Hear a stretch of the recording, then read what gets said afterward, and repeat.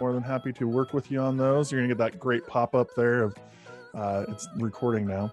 All right, welcome to Google Educator Group and UEN's open training this week, October 19th. This week we are covering LMS, Learning Management Systems, which is, we're going to look heavily at Google Classroom for level 1, level 2. We're also going to be looking at a few tools that are connected to that, specifically Google Meet, which is now integrated in the classroom, and then YouTube, which is on the Google level 1, level 2 test, but is a super important tool inside of Google Classroom.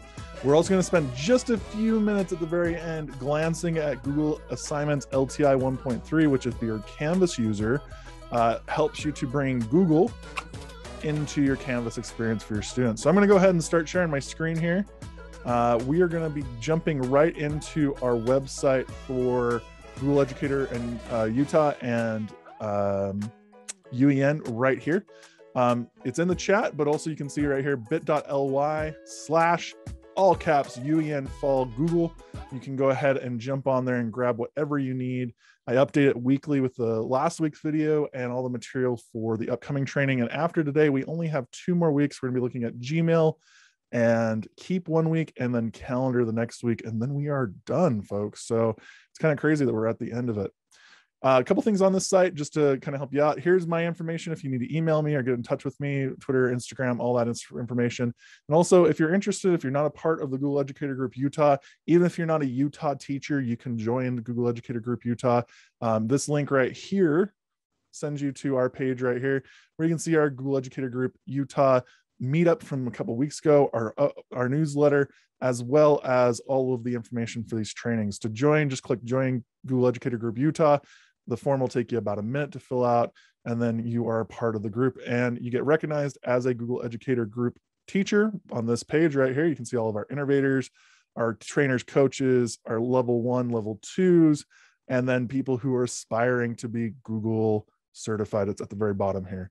As well as you get added to our Google Educator Group, private Google group, where you can ask questions, share ideas, and basically have a conversation with trainers and innovators across the state, across the world.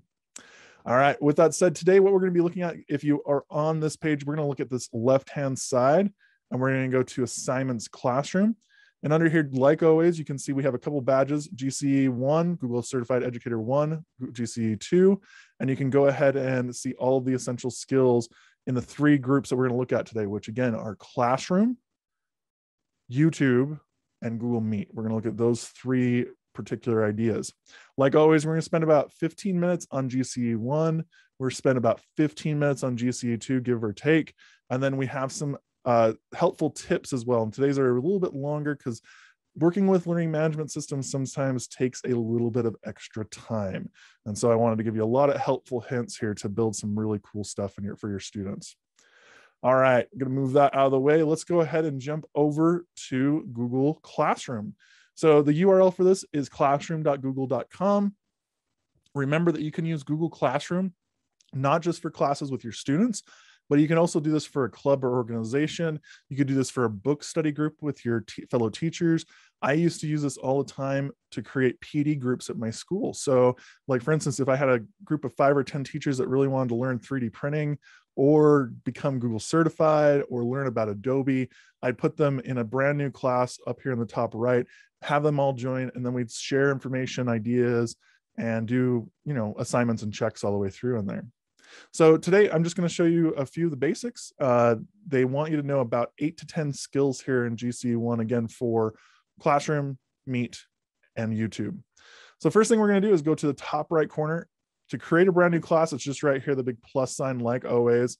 You can go ahead and click Join Class. That's where you could do a class code. That's where you'd send your students to go, or fellow teachers if they're doing a PD course.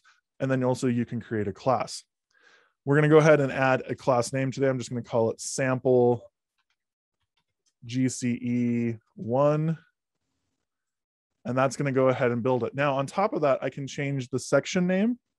I can add a subject and I can add a room. So it clarifies exactly what's going on for my students and gives them a little bit more access to it. And as soon as I hit create, Google's going to work and build that class for me. Now it's just going to be a template class. So I'm going to need to fill in a lot of details as I go through. And I love the background here. I giggled a little bit because I haven't ever seen a grapefruit one, which is fantastic.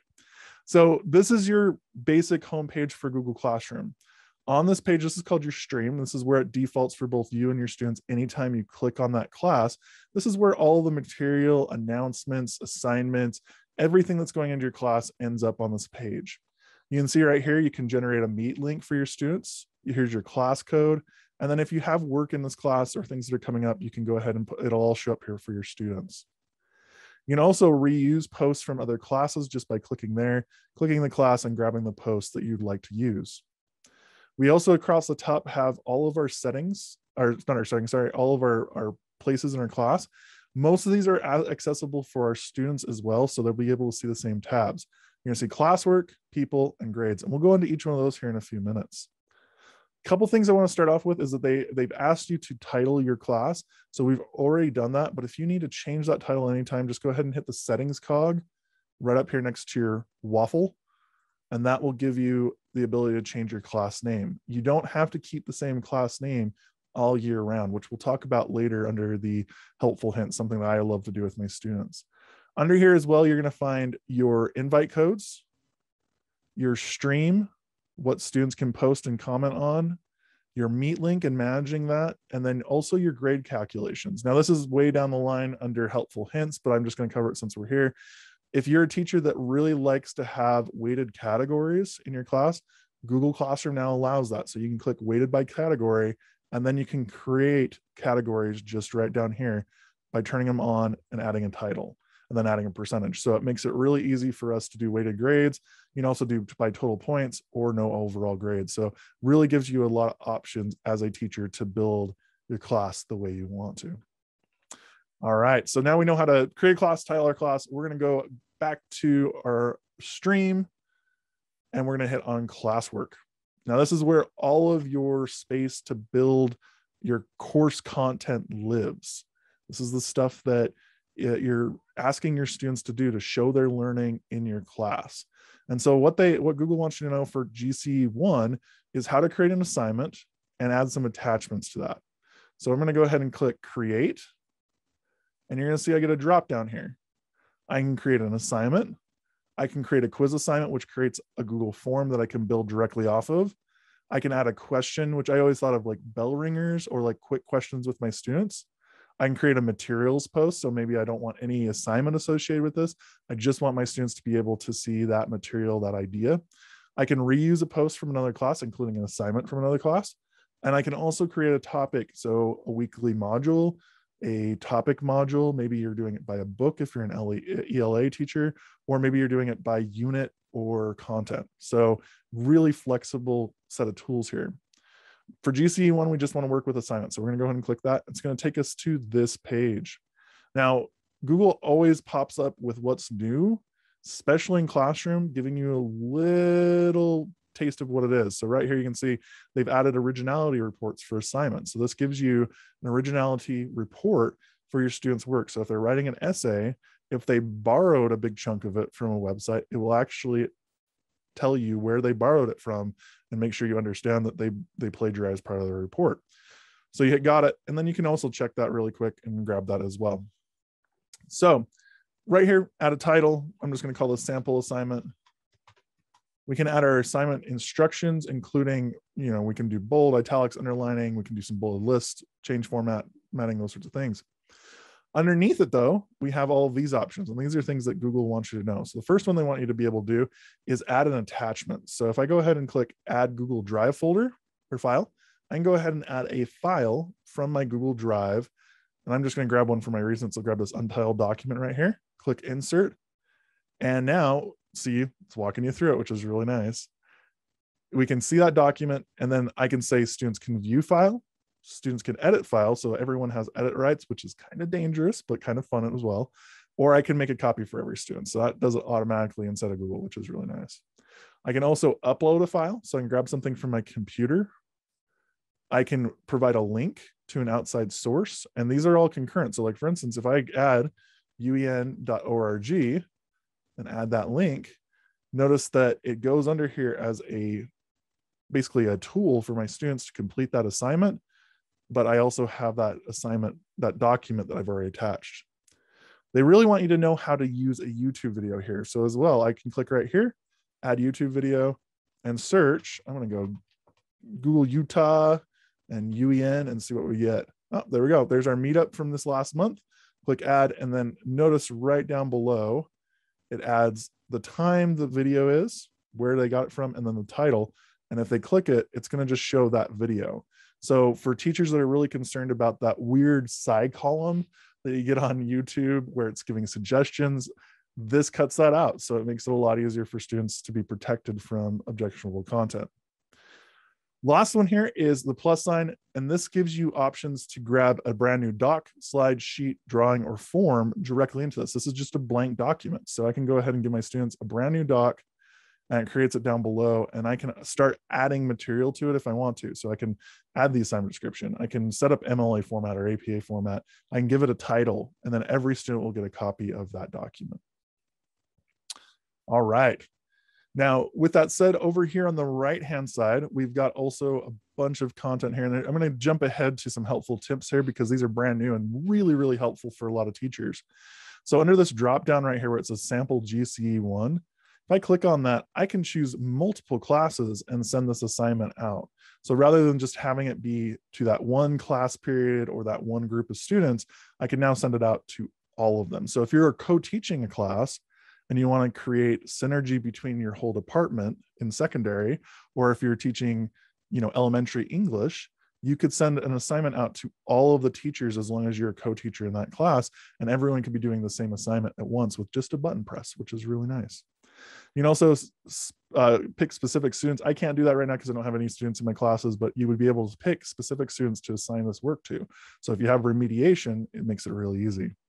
Grab points, due date, topic, and then you can also add a rubric. You can reuse a rubric, or you can import a rubric from Sheets. If you click Create Rubric, it's going to take you to the secondary page where it allows you to input criterion descriptions, and then points as well. So lots of useful tools within Google Assignments, within Google Classroom.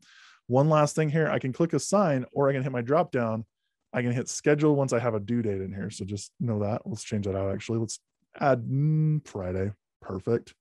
So now I can, it'll schedule here in a minute, but I can click Assign or Save Draft or Discard Draft. All right. So lots of cool stuff there. All right. The next thing Google wants you to be able to do is create a post in your stream with an attached Google Doc. So we're going to go back to our stream here.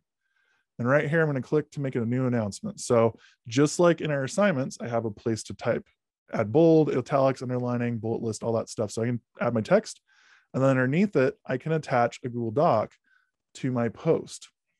So there it is, same one as earlier, and now it's attached to my post.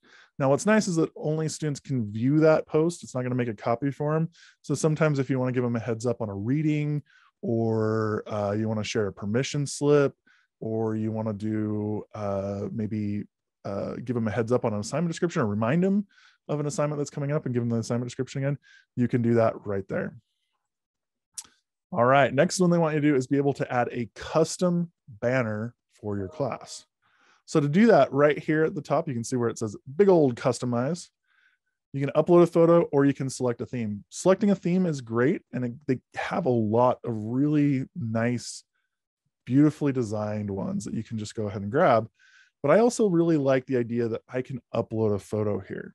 Now, I'm just going to show you a quick tool that I think a lot of teachers are using for this, which is a place called Canva, not Canvas, Canva. This is a free tool that any teacher can sign up for and use for themselves. I wouldn't recommend giving it to students to use. But what's nice about this tool, and this is why I really love it, if I hit create a design right here, and I type in Google, there's a Google Classroom header right there. So I can click that. I'm just going to make one really quick. I'll just make this cool one right here for Halloween. And then because I'm a little bit worried about that, I'm going to change that to Mr. Winter's Classroom. Cool. When I hit download, I'm going to download as a PNG, download. And it just takes a second to download from there. So you can have this really cool custom header in just a few seconds. Go back to my class, upload photo, and I just drag and drop. What's nice is that it also supports GIFs. So if you want to like spruce up your class even further, you can add a moving picture to it and make it kind of cool for your students to see it in a different light. And then you just adjust. Oh, sometimes it's a little finicky. I've noticed that with Google Classroom. Select that class theme, and we are off to the races. It'll take just a second, and there it is. So we can make a custom theme in just a couple minutes to match the month, the week. Maybe we change it out. Maybe we don't change it out at all. Maybe we just want to do it at the beginning of the year. All right. With that said, that is everything for, almost everything for Google Classroom. I forgot one thing. To generate a brand new Google Meet. So let's say that you're doing synchronous learning with distant students. So you want to share across and you want to use Google Meet to do that. Well, if you're all in the same classroom, right here on the homepage, you can generate a link for the students to join, and you can make that visible or invisible to the students as they need it. So if you have it visible, it'll pop up. Hey, we're all going to meet together today from 10 to 11. Here's the link. It's right on Classroom. You're good to go. And then afterwards, you can turn that off and the students can't join that link anymore, which is really nice. So it makes it super simple to do that. You can also do that same thing as we just talked about earlier inside your settings under Manage Meet Link and turn it on and off the visibility for your students. So lots of great options for your students to join a brand new Google Meet and get it all set up for them. All right, another Google Meet thing that they'd like you to know is create a Google Meet from Calendar. So this would be something like a parent-teacher conference, or maybe you're meeting with a teacher from another school. Maybe you're and I hate this term, a singleton teacher. You're the only teacher who teaches that subject in your building. Or maybe you're just trying to get some collaboration going between different schools. Or maybe you want to meet with somebody across the country. I did that a bunch when I was a teacher as well. So to do that, we're actually going to go to Calendar. Sorry, I'm going to do this just slightly different there. I'm going to go here and then go to Calendar. Here's my calendar, folks. It's cool that you see it. I'm not not too worried about it, but I'm going to hit right here and I'm just going to create a new event to add a Google Meet. So let's add a title and then I can add guests. All I have to do to get a new Google Meet is just click add Google Meet video conferencing and it's good to go. Anybody who has sent that link, even if they're outside my network, outside of my domain, they can still click on that link and get into it. We'll talk about some of the settings with that when we get to GCE2. All right, when you're actually in a Meet, and I'm going to jump over to Meet itself, which is meet.google.com. You can jump in and try this out. I love going into Meet by myself sometimes before I go into a big call and make sure my camera's working and things like that, which is kind of fun. So you can do that really quickly if you just click New Meet, start an instant meeting. I'm just going to do that right now. I'm going to turn off my microphone and camera so you guys don't get that weird, infinite view here for a second. But what they want you to know in here is just a couple simple things about controlling your Google Meet if you're going to work with students or with a large group or even with parents as you go through. So the first thing they want you to know is how to share your screen. So right here in the middle, present now, and then you can choose your entire screen, a window, or a tab. I really love using just a tab as I go through because then I'm focused on the one thing I want to present. Maybe it's a slide deck or a website rather than the whole screen.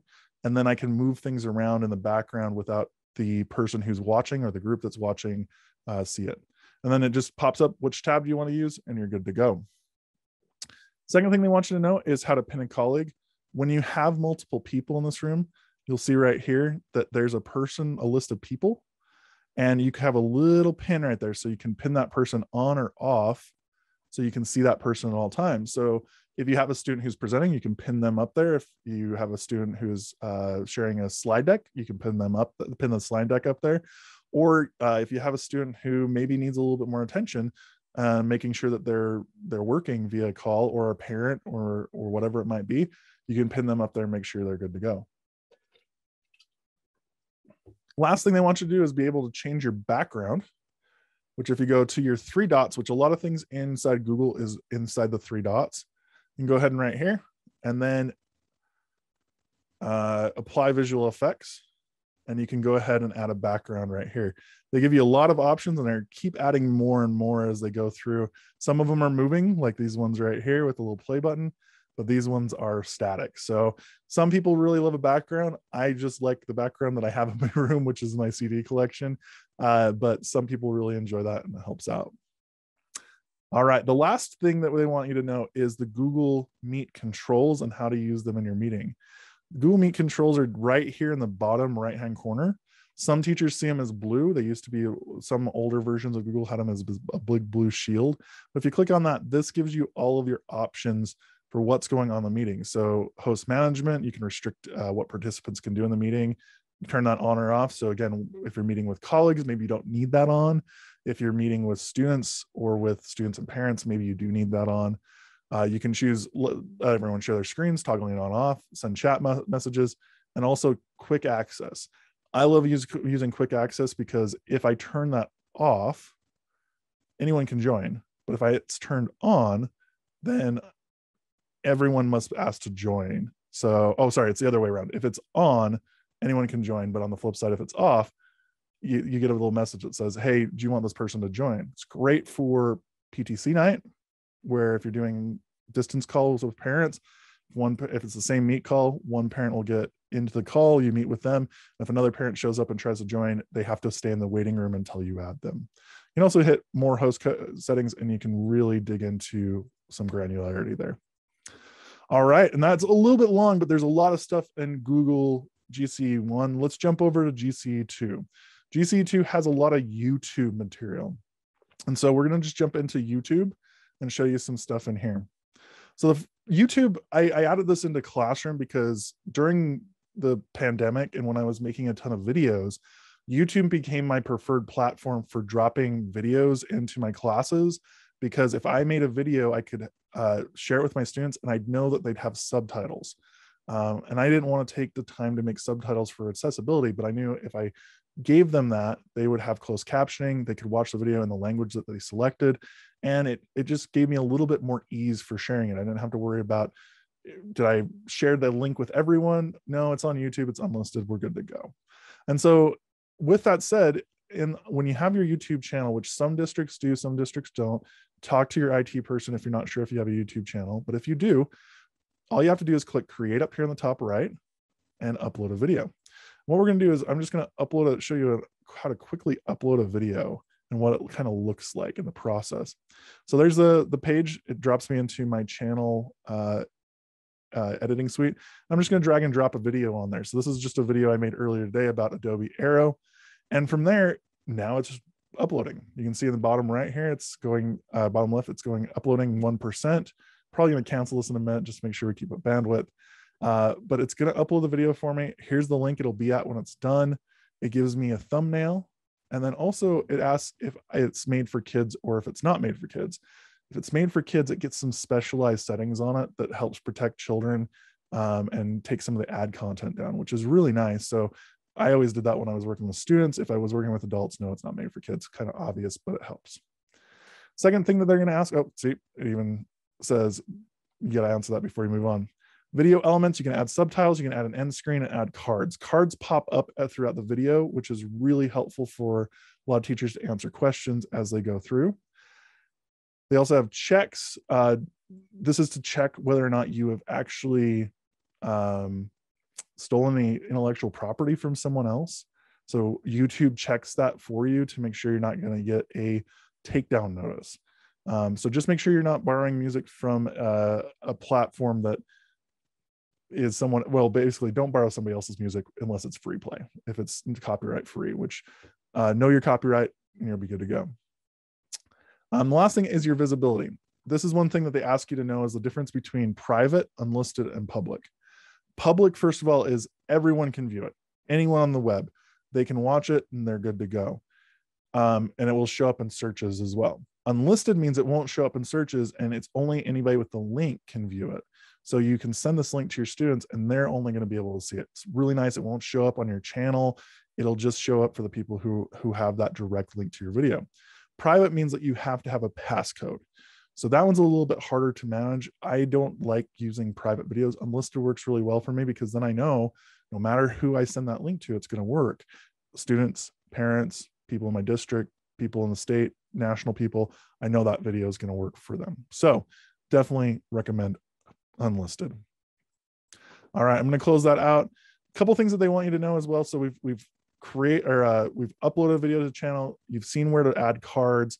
You can also add an optional message and teaser at the end of any video. So I'm just going to grab this video right here. This is a quick tip that I grabbed.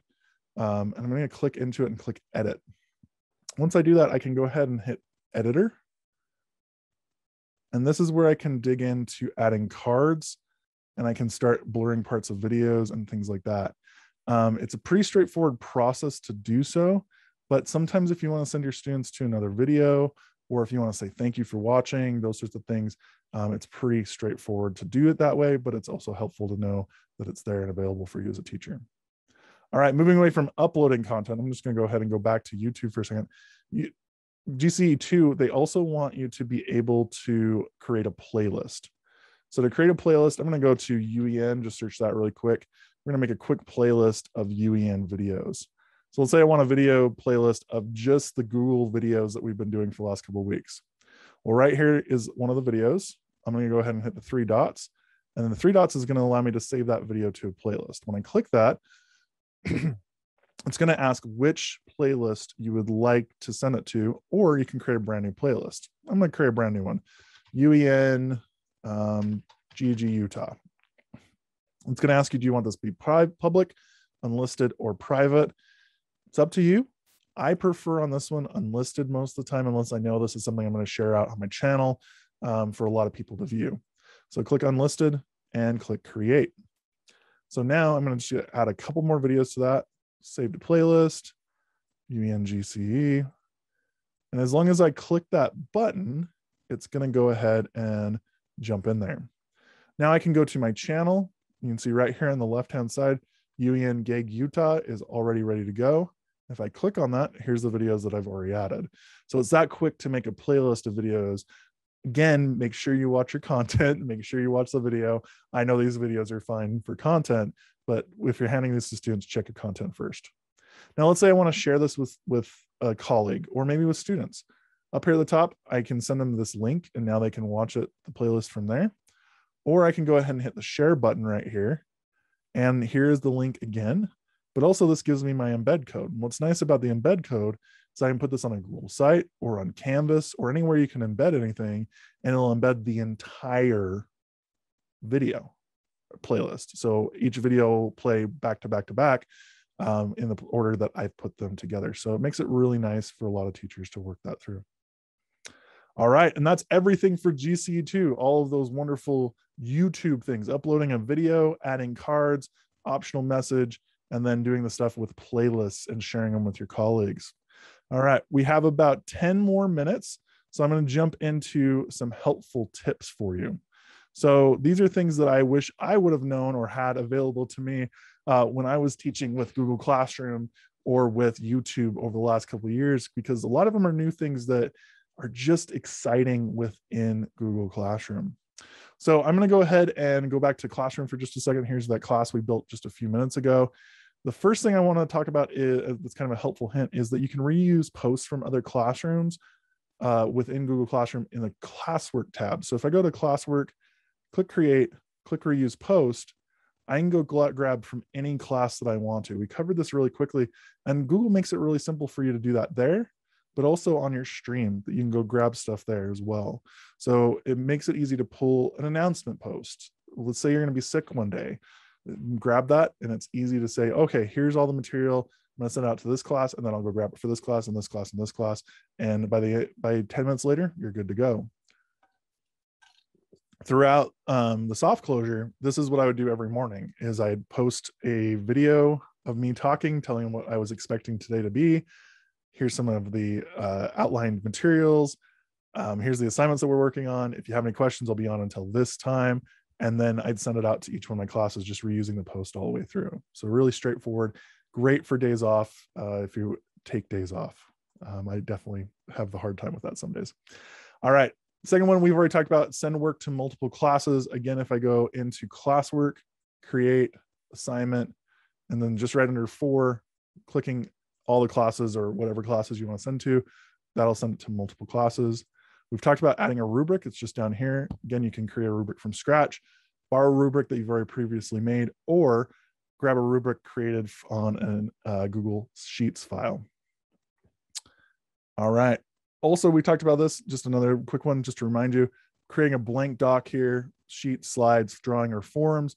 This just creates a brand new one that you can build off and hand off to your students within the assignments. All right. With that said, that's all the Google Classroom extra stuff that I wanted to talk about. Oh, sorry, I left off one very important one. Oh my goodness, I can't believe I left this one off. Going back to our settings right here. Remember earlier that I said class name. You can change this at any time. One of my favorite things that my students absolutely loved is at the beginning of every school year, I'd have these titled English first period, English second period, whatever it might be. And in the first week of school, I'd say, okay, these names aren't permanent. Let's pick a name for a class. You have 10 minutes to decide as a group what names you want to vote for, and then we will put those on the board and vote for our favorite. Did I maybe pull the vote a little bit different sometimes and push a certain name to the front? Absolutely. But most of the time, the students really like to just choose their own name for their class. But underneath it still had English. I put it in class description, English first period. So it'd be something crazy like SpongeBob Squad, English first period. And so the kids always knew that was the name of their class. It's kind of fun. I would actually change their the classroom header to match the name of their class as well, to kind of give it even more personality. But that way the students felt ownership over what we were doing in class. And I thought that was a really fun way to do it. Again, you can customize your header just right here by uploading a photo or selecting theme. All right. Last thing that we're going to cover today is just a quick glance at Canvas. Now, some teachers are Canvas users in the state of Utah, but also wider afield. And Google works really well with Canvas, specifically through their use of the a Google Assignments LTI 1.3. It's newer, still got some bugs. We'll give it that, but it's getting better and better all the time. So to use this, first of all, check and make sure with your LEA, with your school, with your IT person that this is turned on in your district and that you can use it. And once you are able to use it, basically what it does is it strips away that assignment function that we looked at, that assignments page inside a classroom, and plugs it into Canvas, that you can use it to grade and score, and it makes it a little bit more native to Google for your students. So to see how this works, it should be already activated. You don't have to go down and do settings and then go to your navigation, which a lot of teachers tend to think of with Google. Only thing in there that you might grab is Google Drive. That's totally cool, but we don't necessarily need that for this. Where we do need to go is go to our assignments. And I'm just looking for my assignments tab. There it is. And I'm going to go ahead and hit plus brand new assignment. Add my name, add my paragraph, the information, the assignment description. But once I get down here, I'm going to hit submission type, and I'm going to do an external tool. And if it has been turned on for you to use Google Assignments LTI 1.3, click find, and then just go down and search for Google Assignments LTI 1.3. Now, some of you might be using Google Docs Cloud Assignment. That's a bit of an older version. Some districts still use it. It's pretty much the same thing, except that instead of sending teachers and students to Google Assignments, what it does is it brings the assignment and makes a copy inside of Canvas. For me, it's sixes which one you work with, because I think both of them have their drawbacks and their pluses. But I personally use Google LTI 1.3 more often.